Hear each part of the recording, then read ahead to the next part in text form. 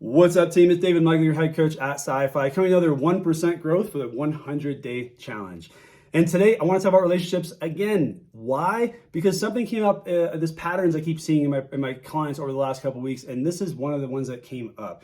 My client was having trust issues, not necessarily with trusting the person, but trusting their habits. Now, there's a big difference here. You may trust the person. You may fully trust them of like, okay, they're going to be there. I know they love me. I know that they're going to do these things for me.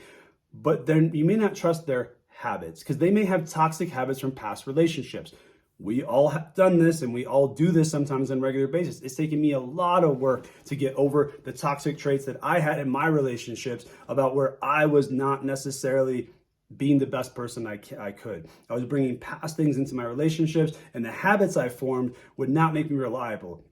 So I want you to ask yourself, in this scenario, do you trust the person and the habits, or trusting her and the habits, or you just trust one or the other? What does this mean? You may not trust the person to show up for you. You may not trust the person to isolate when they get lonely or when they're under trouble. You may not trust the person that their habits can handle what you are doing. But you may trust them overall, which is a deeper thing.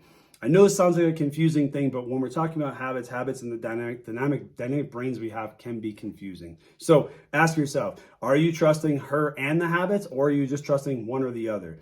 If not, try to focus on what you can control, have a conversation with this person, and keep growing 1% at a time.